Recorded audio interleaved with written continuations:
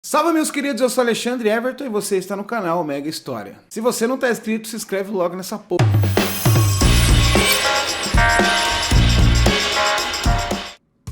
Como eu e você sabemos, o Brasil é o país tropical, iluminado por Deus e bonito por natureza.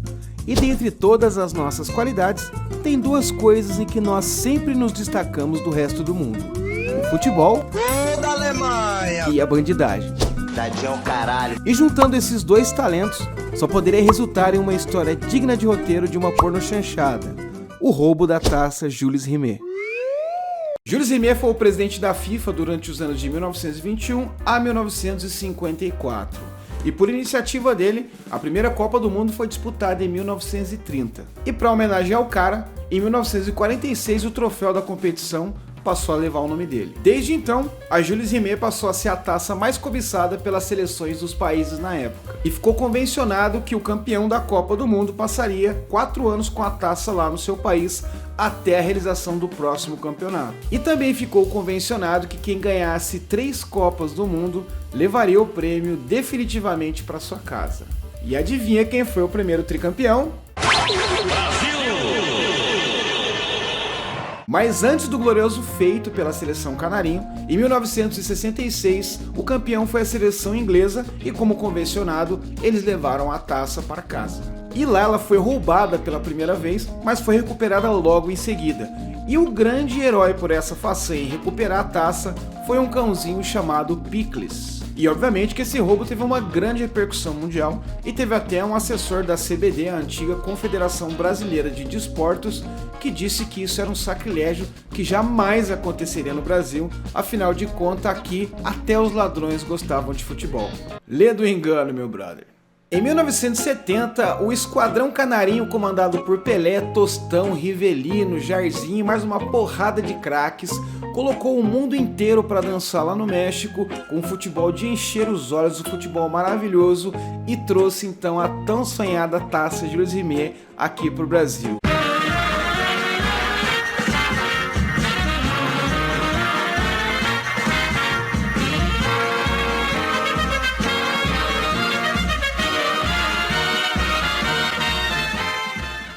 Que alegria!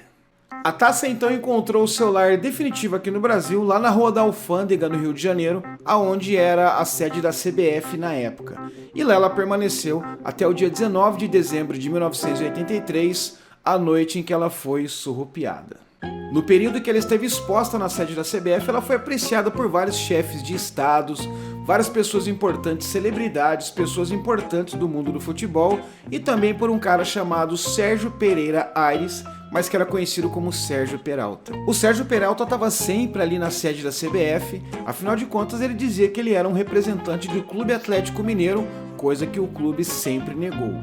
Como ele sempre estava ali pela sede da CBF, ele teve acesso a algumas informações privilegiadas, como a fraca moldura que envolvia o lugar ali onde estava a taça, e também ele teve acesso a uma outra informação de um erro muito tosco de segurança ali do pessoal da CBF. A taça original estava exposta para o público, enquanto uma réplica estava guardada no cofre. Vai entender. E de posse dessas informações, ele passou a bolar um esquema para colocar em prática um plano mirabolante, que era o roubo da taça Jules Rimet. Para que o plano dele fosse colocado em prática, ele passou a selecionar algumas pessoas para que ajudasse ele. E foi lá nos bares da Lapa, zona boêmia do Rio de Janeiro, que ele começou a fazer alguns primeiros contatos. E o primeiro nome que veio à cabeça do Sérgio Peralta foi do Antônio Seta, que era conhecido como Broa. Com uma extensa ficha criminal, o Broa era considerado um dos maiores arrombadores do Rio de Janeiro, mas ele declinou do convite do Peralta, afinal de contas ele tinha uma relação muito estreita com a seleção brasileira, ele adorava futebol, tinha um grande respeito pela seleção, inclusive ele sofreu um infarto durante a final da Copa de 70. E com a negativa do Broa, o jeito era encontrar um outro parceiro.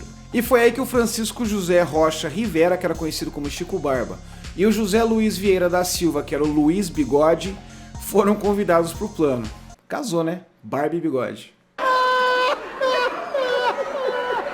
O Chico Barba era um policial civil que estava afastado, ele era acusado de ter participado do roubo de uma metralhadora, e o Luiz Bigode era um decorador de festas, mas era um amigo de longa data do Peralta, e ele também fazia alguns rolinhos com ouro. Com o time formado, era hora do Sérgio Peralta entrar em campo, e foi na noite de 19 de dezembro de 1983 que o plano de Sérgio Peralta começou a ser executado. Se passando por um repórter da Gazeta de Esportes da Paraíba, o Chico Barbudo foi até o prédio da CBF com a desculpa de que queria falar com o presidente da confederação. Ao receber uma resposta negativa da secretária da instituição, ele aproveitou para dar uma voltinha ali pelo prédio para conhecer melhor o lugar onde eles iriam executar o plano deles. E aí lá ele descobriu um lugar bem legal para ele se esconder. Ele voltou então ao prédio na noite de 19 de dezembro de 83, acompanhado do Luiz Bigode, e lá eles renderam o segurança que estava de plantão na noite. Eles foram então até a sala onde estavam as taças, tiraram aquela moldura que era bem frágil e roubaram 4 taças, entre elas a mais importante, a Jules Rimet. No dia seguinte, o mundo inteiro tomou conhecimento do roubo da taça Jules Rimet e a repercussão da imprensa foi massiva. E assim que soube da história do roubo da taça, o Broa lembrou do convite que o Sérgio Peralta havia feito a ele, então ele resolveu contar essa história para um amigo de baralho dele, que era tenente da Polícia Militar do Rio de Janeiro. Inicialmente, a história contada pelo Broa não foi levada muito a sério pelas autoridades policiais. Afinal de contas, a Polícia Federal já tinha alguns suspeitos em mãos. Só que quando eles não conseguiram comprovar a participação desses suspeitos, é que eles começaram a prestar atenção na história do Broa e resolveram investigar a fundo. Foi então que o Sérgio Peralta e seus 2 comparsas, o Chico Barbudo e o Luiz Bigode, foram presos, e através do depoimento deles é que eles conseguiram chegar em quem foi o verdadeiro receptador da taça, um argentino chamado Juan Carlos Hernández. Então, os 4 foram presos, mas antes deles serem julgados, os 4 fugiram. E depois desses anos de fuga, cada um foi tendo um fim mais trágico que o outro.